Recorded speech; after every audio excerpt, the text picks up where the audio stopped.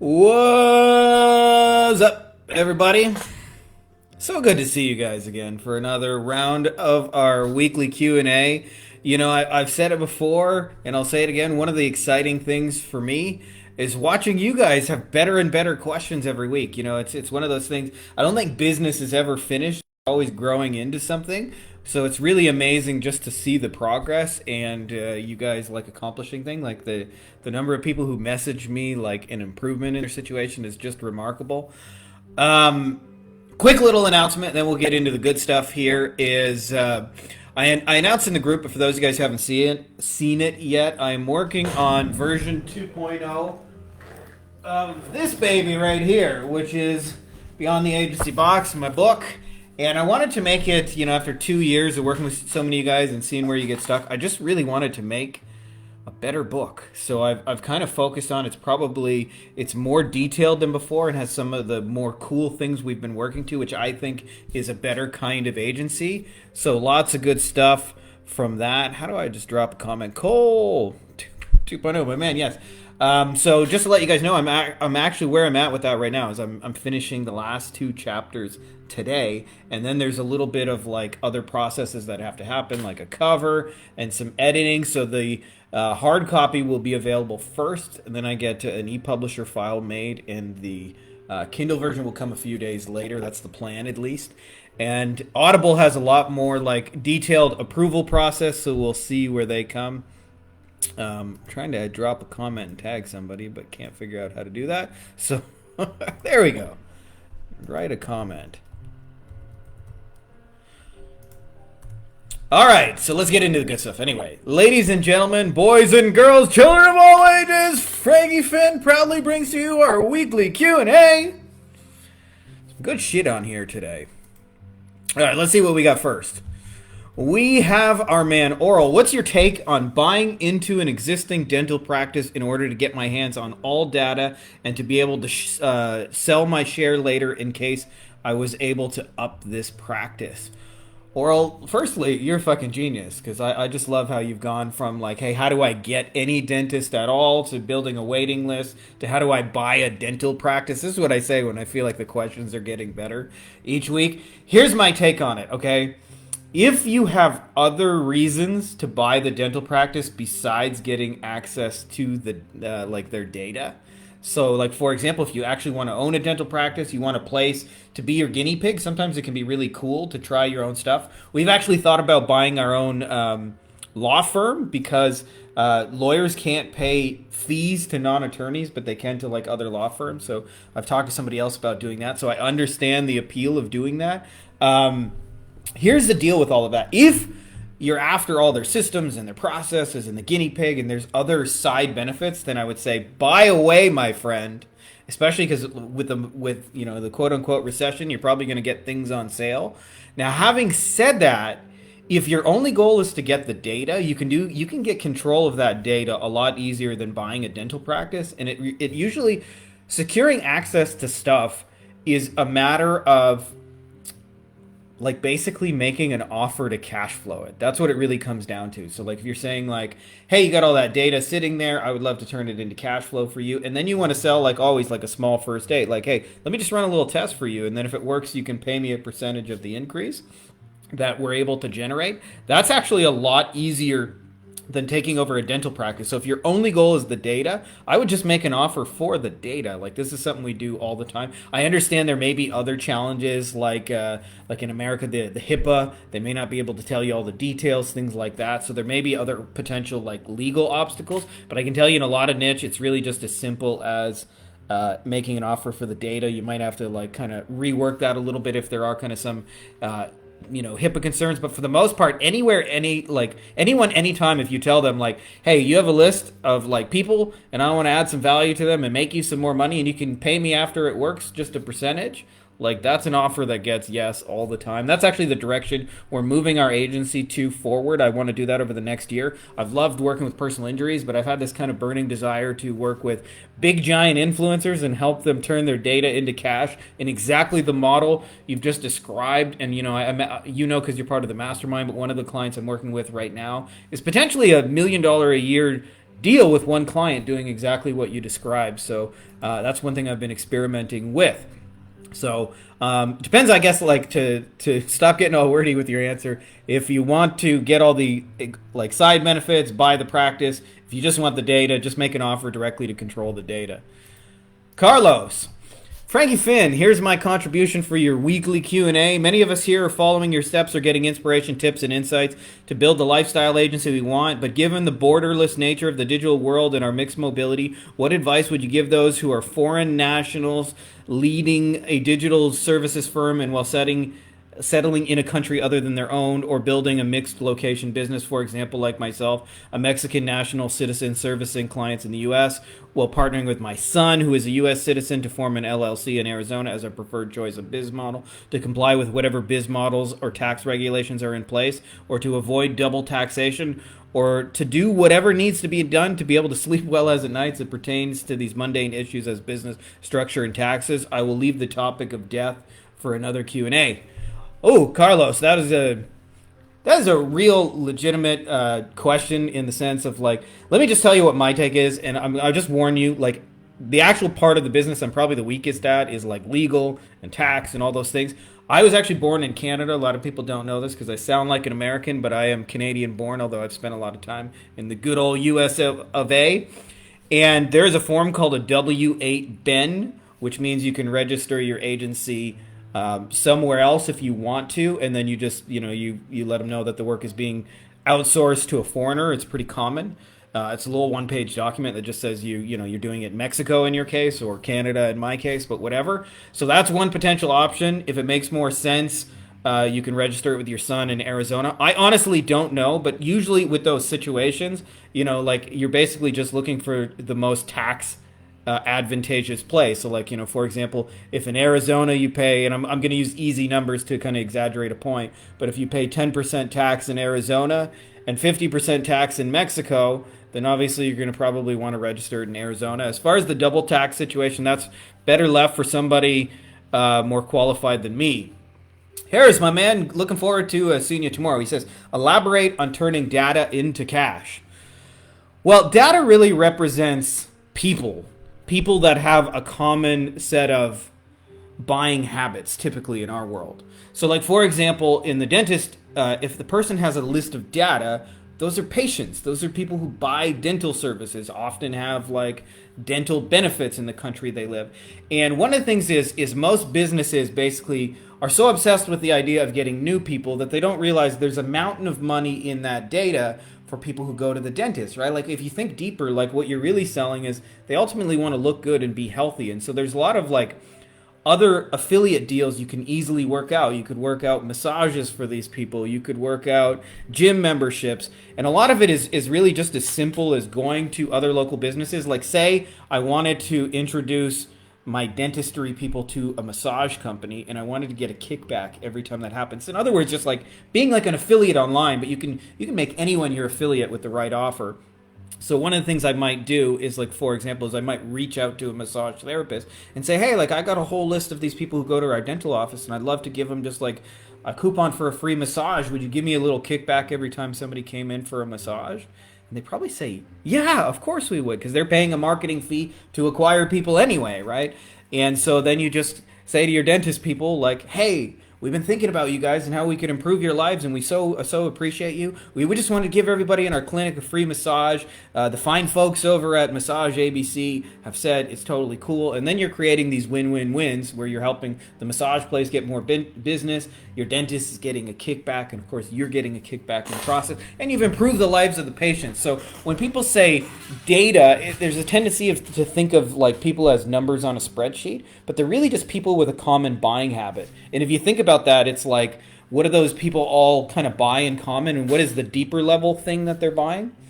And if you think about that, you can realize, like, there's an infinite number of ways you could sell them other things and continue to profit off of that if you want to. That's kind of my preferred way. Is I like working with customers. It's so much easier because there's already that existing relationship. They convert 6 times easier, and they cost 6 times less money, and it's usually a whole bunch faster. So that's kind of my motivation in doing that. Dustin says, I'm confused and need some advice. I just lost a solar client, and he explained that the new company he will be working with, he has been working with them and me together for a few months, and he says this other company is producing 2 to 5 sales per week. I'm producing 2 to 5 per month.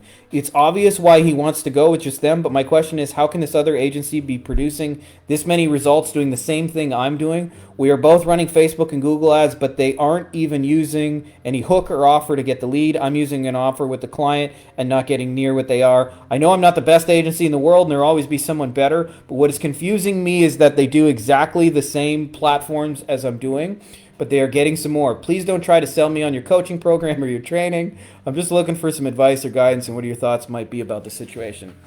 Dustin, my man, that is a loaded one.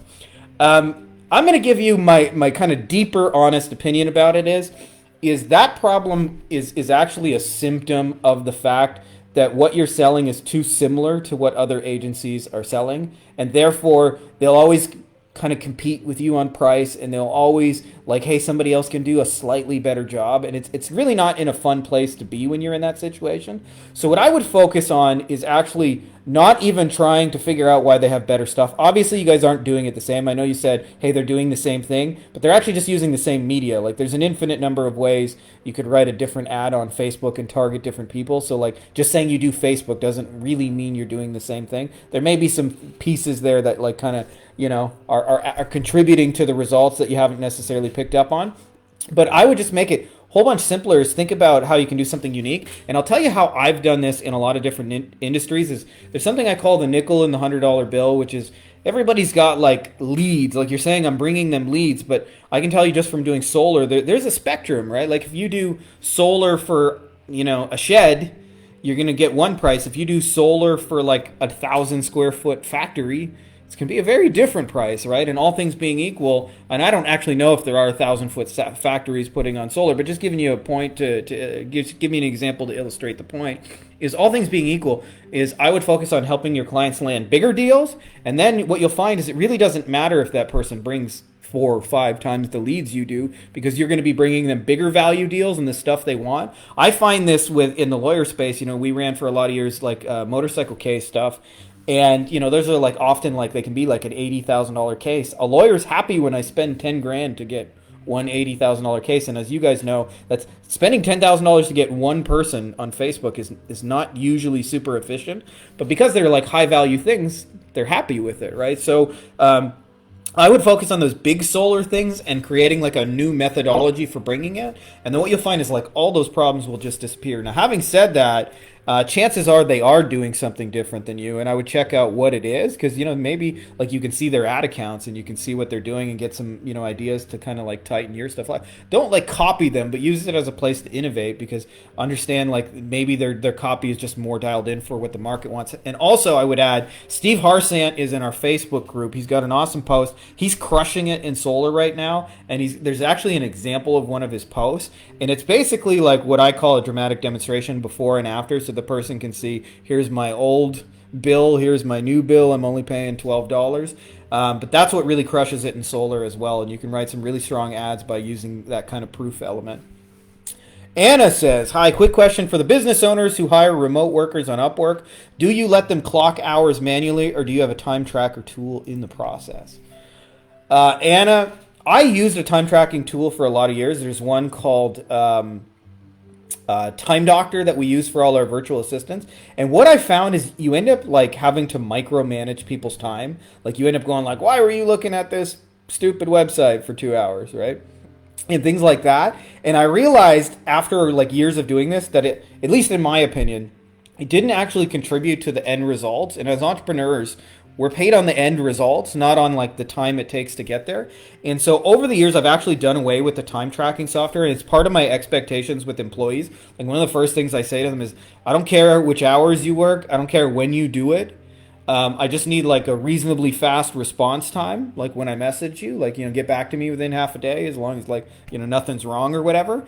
And I need you to produce results. That's what I'm after. I'm not after like the back and forth, how long it takes. If it takes you an hour, you don't have to like pretend you're working for 7 hours. Just go enjoy 7 hours. Like I want results. And what I find is it actually makes managing employees a lot easier, because you can just tell them like, here's what I want built.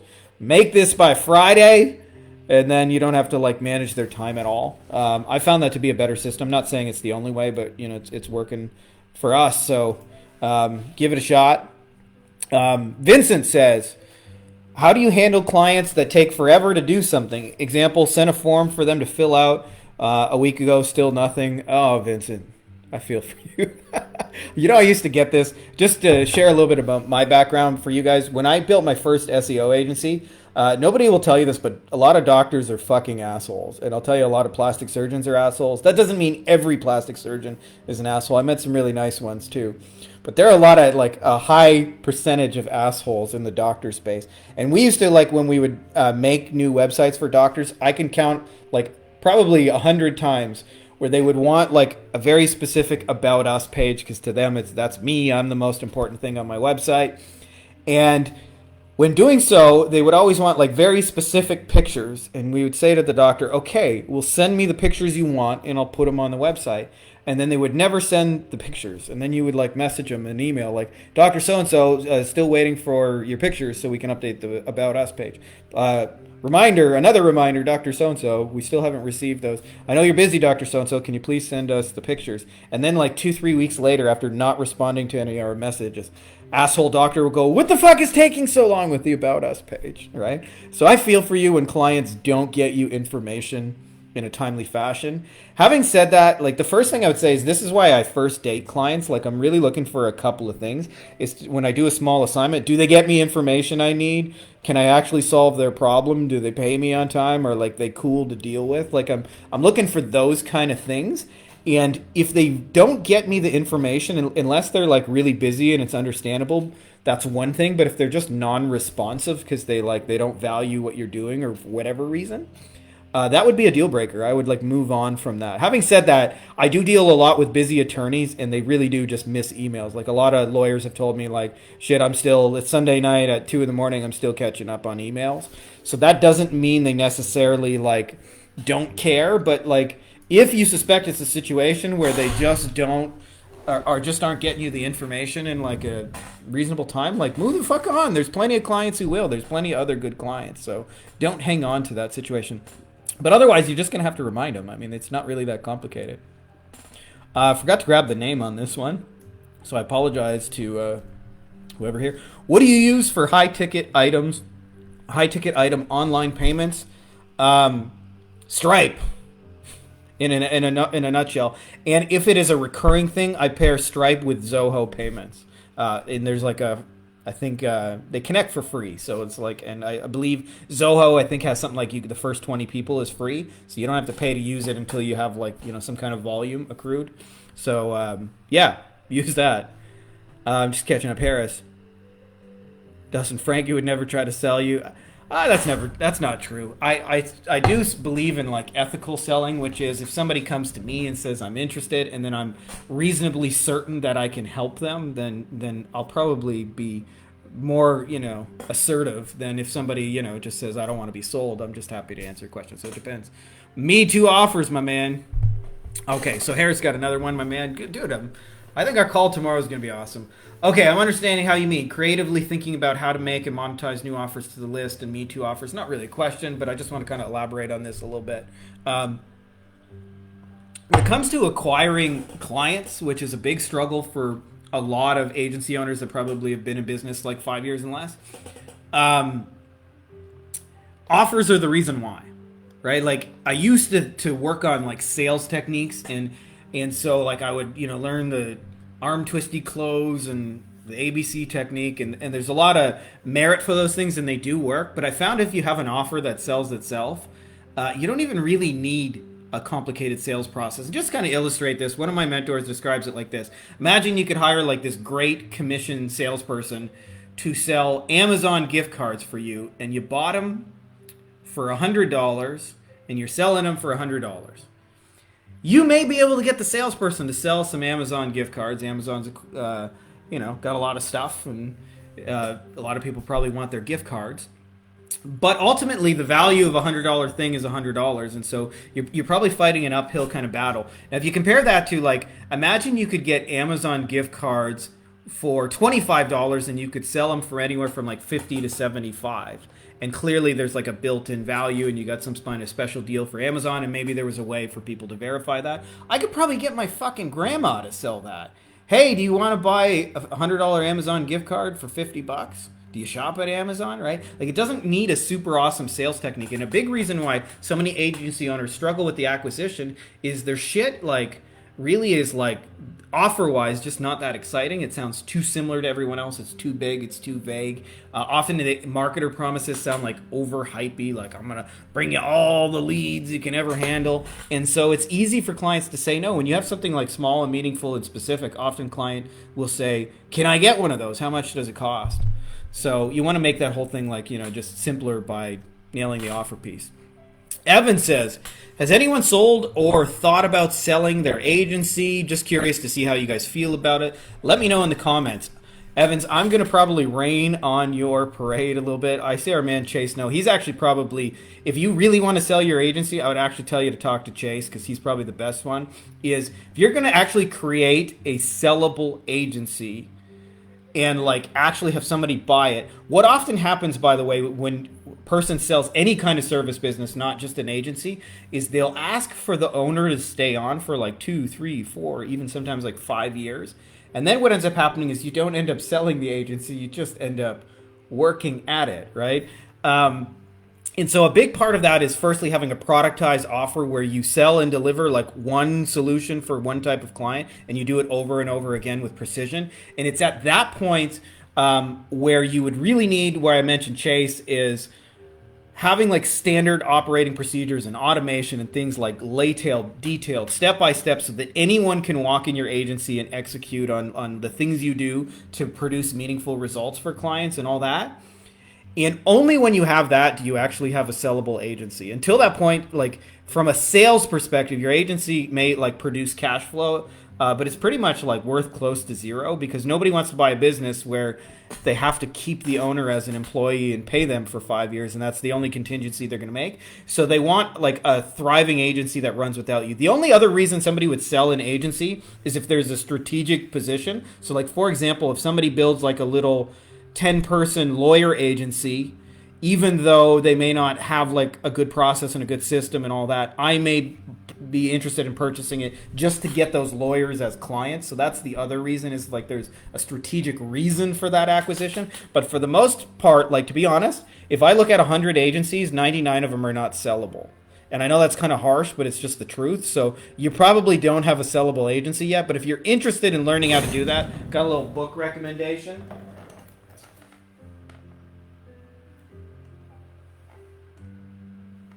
Okay, maybe not, because I can't seem to find it, but it was John Warlow's Built to Sell. Oh, here we go. I do have it.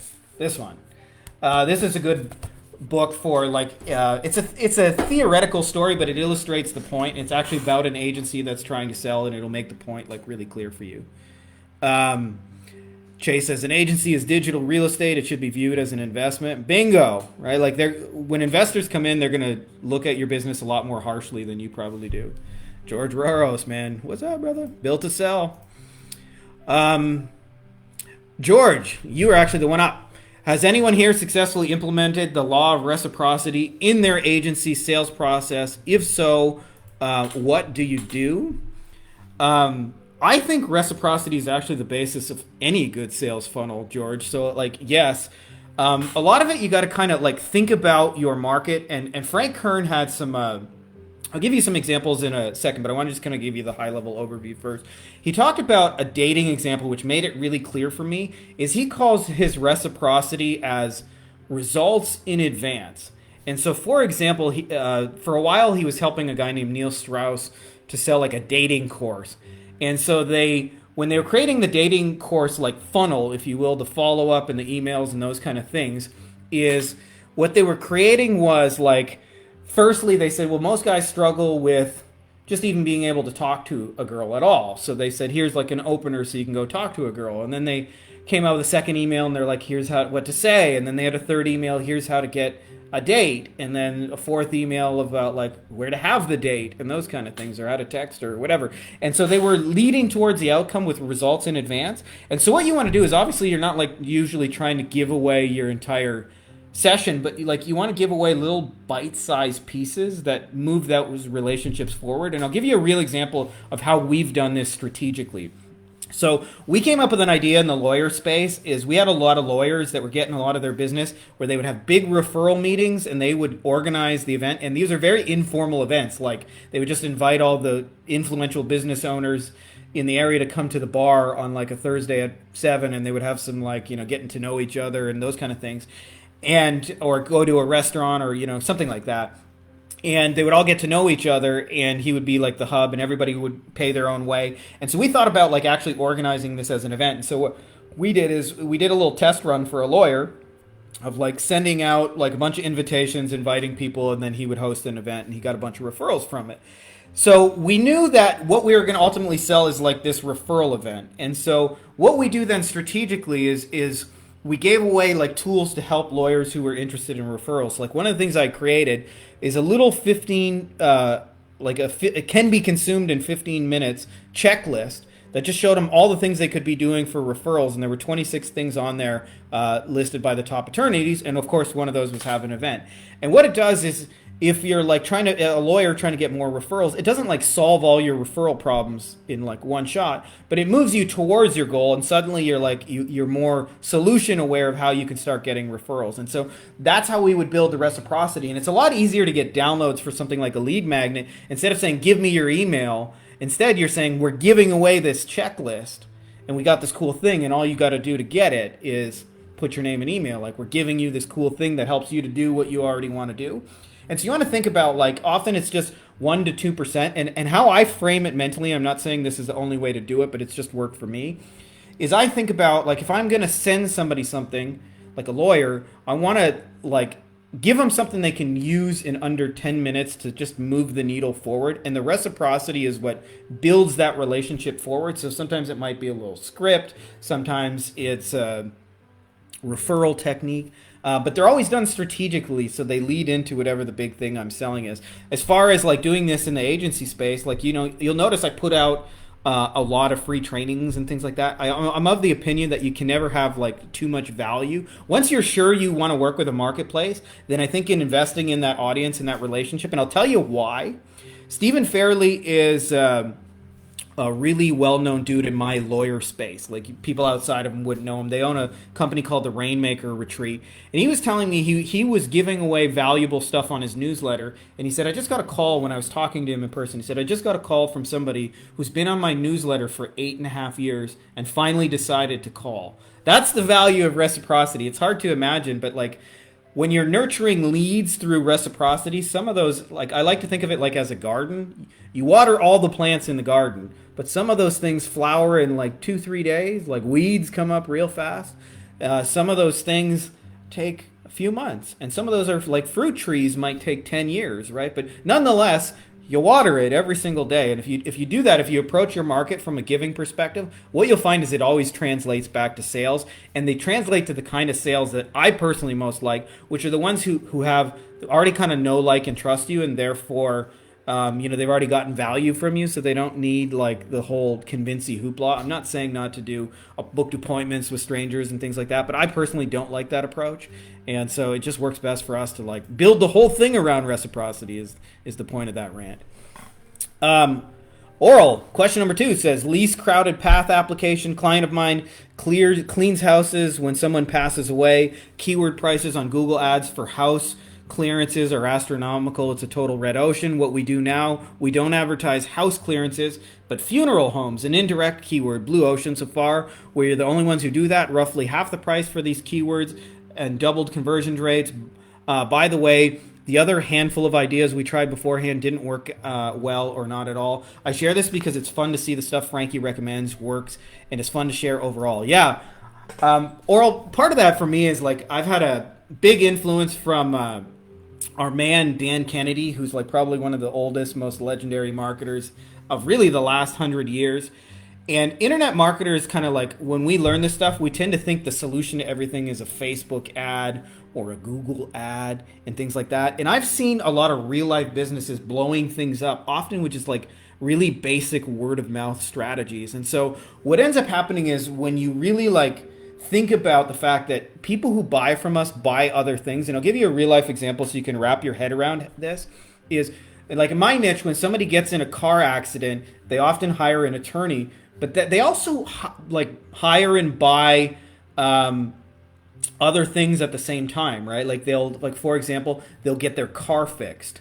They'll often go to a doctor to get looked at. They may go to a chiropractor and a physiotherapist, right? So there's other things that happen in their life at the same time. And if you understand this, like people don't buy things in a vacuum. They buy often lots of related things. Like if you look at, for you, like just an example as an agency owner, like when you buy one software and tool, is that like the only software and tool you're ever going to need the rest of your life? Or are you like, some of you guys got probably 30, 40, 50 software and tools, right? So it's like people buy other related things. And so like an example of how to use this is when you understand they're buying other things at the same time. One of like my lawyer clients, one of the things we did is we created a book about what to do after you've been in an accident. And we put it in like chiropractors and physiotherapists in their waiting room. We said, hey, we got these free books we wrote up that'll help people in the situation they're in. Is it okay if we leave a few free copies in the waiting room? And they went, yeah, cool. And what they found is the books cost about $3 to print, $3-4 depending on the volume you get them. And they're just like mini booklets. They're not like a full like long read. We found every time we gave away 14 books, we signed a client. Now in our niche, that's like $6,000 to $8,000. And so we're basically spending like $40-50 to get a paid client of 6,000. Like the math just works all day long. But of course, if you think about like what most people do is they get Amish and they say, I have to run a Google ad, and people are looking for personal injury lawyers. And in my niche, those clicks are like often $150, $200 just for a click, right? Never mind a sale or a conversion. And so it's really hard to compete. But if you understand like buyers are buying other things and you look at what happens before and after they buy your thing, there are often ways to jump into that sales process pretty easily. Like I mentioned, like people get their car fixed, they go to the doctor. Like we can have those conversations there. And I'm willing to bet if you were like running a YouTube ad, for example, and you ran it in front of like repair your car kind of videos, you would probably crush it. And your cost would be next to nothing because probably nobody's trying to bid on that stuff. So there's always like tangent ways you can come in the door that don't have to cost a fortune like everybody else was trying to do. And it's really understanding that, which I'll elaborate on version 2.0 of the book for you guys, something I call the shoe buyer's concept. But it's probably, I think, in many ways the most important concept in the book, at least from a marketing perspective. Mark says, does anybody have examples, ideas for a killer offer in the mortgage and lending niche? Mark, here's the deal with really offers in general is you want to have something that's like different than what everybody else is doing. And a lot of times what people think is they have to like they go straight to the money part of things, but often it's the pieces around it that can make like a huge difference. Like I've seen law firms blow up from like, hey, we text you. I've seen really awesome example of this in the lawyer space is there was a friend of mine who is works with real estate lawyers. Now, if you know anything about real estate lawyers, what happens is typically somebody buys a house and then they hire the lawyer to help them close on it. And lawyers of this type get all their business from like mortgage brokers and real estate agents, mortgage brokers and real estate agents, because, you know, a real estate agent's sign somebody to sell their house and then they refer them to the closing attorney. It's like it's a pretty normal thing in that kind of space. And what ends up happening a lot of the time is the offer was, you know, the same as everybody else. We'll close your house, basically. And what they found is the mortgage brokers and the real estate people hated working with certain kinds of attorneys because they just took forever to like close. They would often have the paperwork finished sitting in their office. And what that meant for a salesperson is they waited 30, 40, 50, 60 days for their commission check. And, you know, a lot of these people live and die with their commission check. So making them wait 60 days to get paid is a long, long time where they feel it. And so one of the lawyers just came up with the offer of like, I'll FedEx your commission check overnight, so you'll get it within 24 to 48 hours of closing. In other words, I won't make you wait to get paid.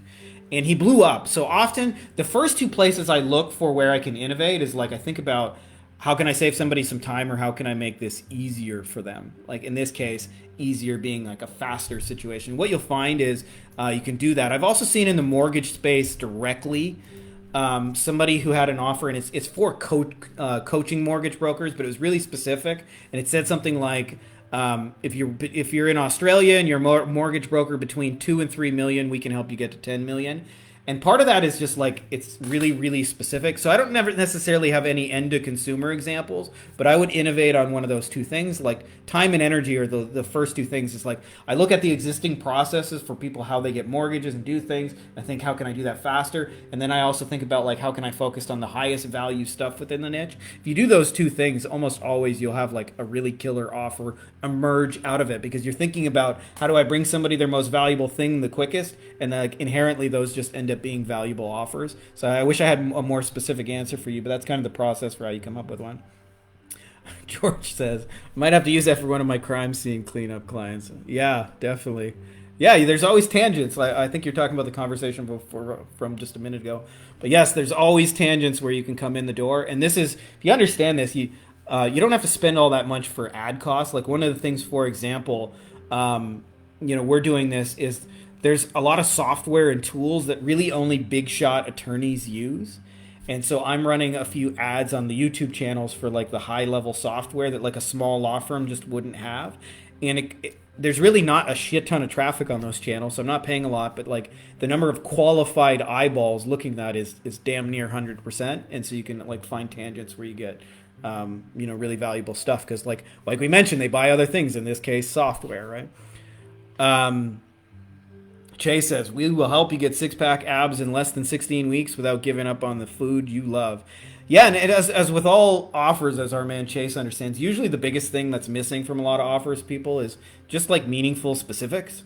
And if you put those things in, like what you'll find is they just work better. By the way, that's all the questions we got, but little announcement for those of you guys who missed the beginning of this, and I posted this in the group, so this may be a little redundant for some of you guys. We're working on version 2.0. I just wanted to make it a better book for you guys with, better, more useful information for actually how to grow your agency. Like as we're evolving, I'm working on more like less but better, where we move less pieces on the chessboard, where we create more effective, more direct actions. And so it means, like in simple terms, is you make more money doing a lot less stuff and have a more lifestyle oriented agency where you can hang out and, I say the beach, but whatever your beach is, if you want to sit around watching Netflix more, that's cool too. That's like what we're shooting for with this, is just, and then I really, a lot of you guys know me as the how to close over Loom. I put more of that into the book for you guys. So finishing the last two chapters, there are some like design and editing and formatting things that have to happen, but it will be coming soon over the next few weeks. Somewhere right before, hopefully, my baby number 3 comes, and I'll be probably taking a little bit of downtime. So that's all I got for you guys this time. Much love, and thank you guys for hanging out with me for another one of these awesome Q&As, and may the force be with you.